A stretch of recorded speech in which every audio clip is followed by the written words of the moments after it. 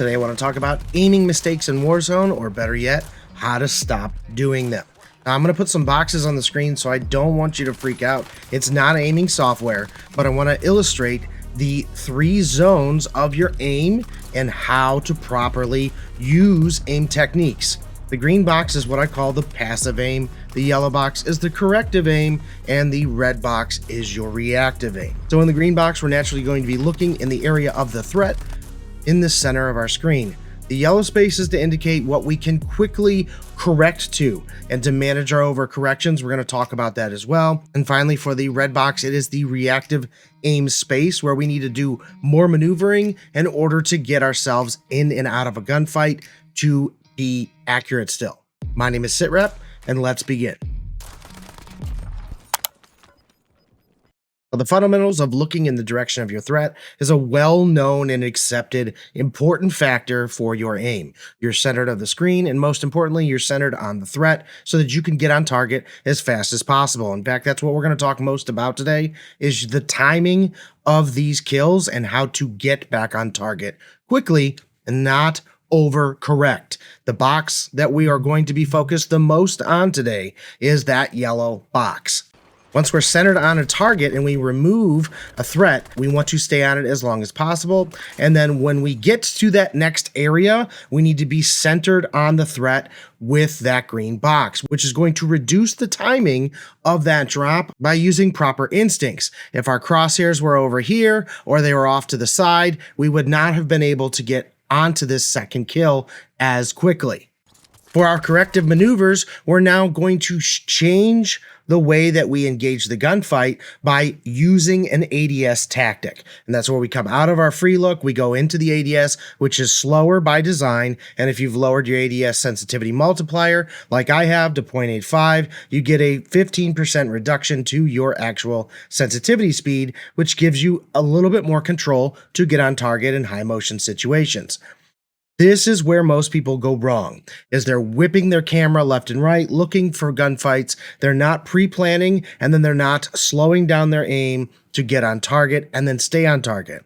The reactionary box comes into play is as your target moves and you move, you need to be able to control that motion and still maintain your accuracy. Left stick movement is going to give you the best set of tracking, and then you can continually recenter on those targets by design to reduce the time to kill. This seems very simple, but it is very hard to execute, and you will not be able to do this without great passive aim. So make sure that you are focusing the center of your gunfights and your screen at all times. Now, overcorrection is a huge part of where people go wrong, and some of that is sensitivity, and then some of that is not paying attention to your surroundings, because you want to be faster, but what really needs to be the forefront of your gunfight instinct is to be on the most likely area that a target is going to arrive. If I drop a target in this situation and I see a player immediately move out, I need to be able to disengage from that knock and then go directly to the next target. I'm not going to have aim assist in areas like smoke, so I need to manage my mobility and get as close to the last known position of that enemy as possible using cues like muzzle flare to find my target. Once I take damage from an additional enemy, I am moving away. I'm not trying to whip past. I'm not trying to get back on a third target. I'm going to take the opportunity to reset my kit and then get new information. Once you have a new position and you have new information, then you're going to rechange your passive aim, which is going to reduce the need to correct or react.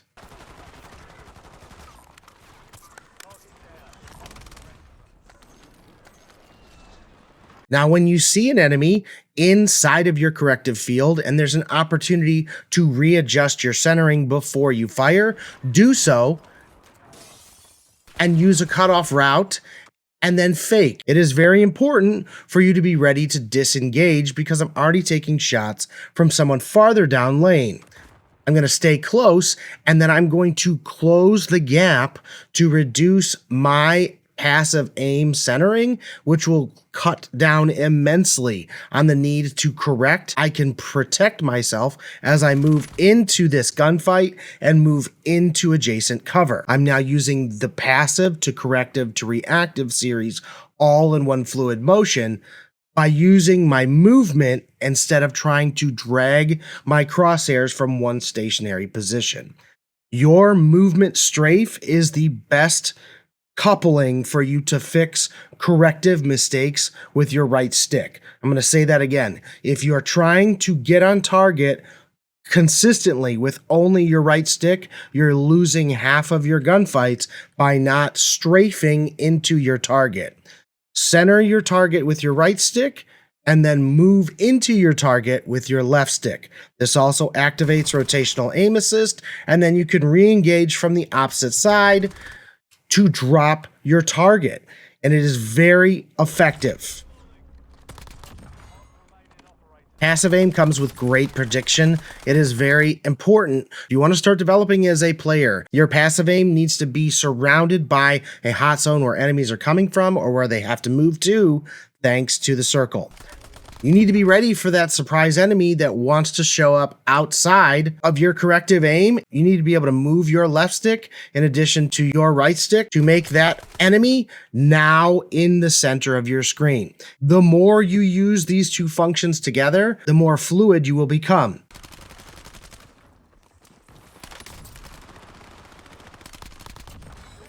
This will greatly increase the fluidity of your gunfights. Your passive aim is your information finder. And when you see players, when you're not ADS, you have the most mobility and you have the most visibility. So once you find that target, you move to it, and then you can take that last known position and turn it into your next passive aim centering.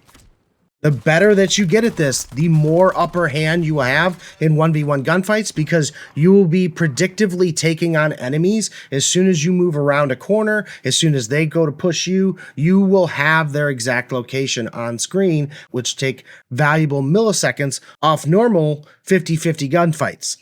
This is incredibly powerful when you start focusing this effort in a hipfire mentality like with an SMG. With the fastest sprint to fire time frame, you will have more success. Staying in the hipfire scenario all longer gives you the opportunity to see more information and wait players out. Once you see the direction that they move, you can now move out into that last known position, but you also need to be ready for players that want to break your camera. So backing up instinctually and giving yourself more space, staying in that hipfire situation gives you more time to correct into a new passive aim scenario. Highly successful tactic this way. The more time you spend ADS in these close range fights, the harder it's going to be for you to get on target. This makes your movement and your aim more seamless together. And you can start making decisions based on your push. Because when you go to slide out against an enemy, you can break their passive aim and put them into a reactive situation very quickly. That is the essence of breaking someone's camera. You're taking the information that they have of you and they're ready to center on your last known position, and you're completely dumping that information and giving yourself the advantage with the new centering. It works very smoothly if you practice this mechanic.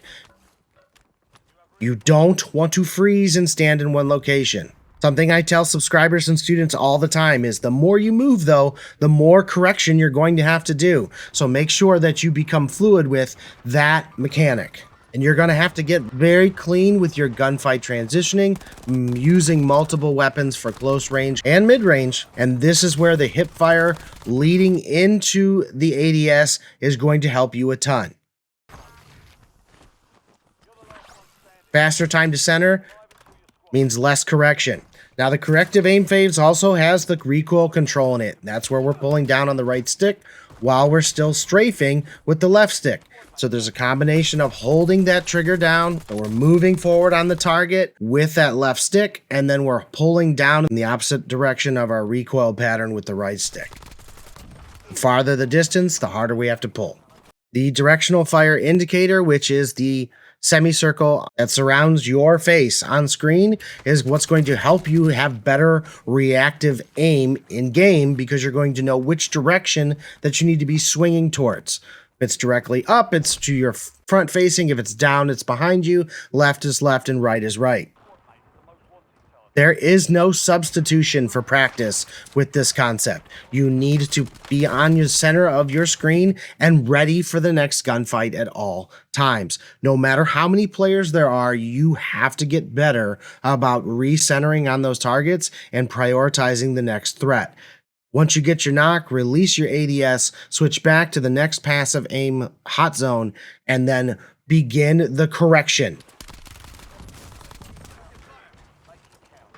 Running away, giving yourself time to rekit, allowing for players to make a mistake.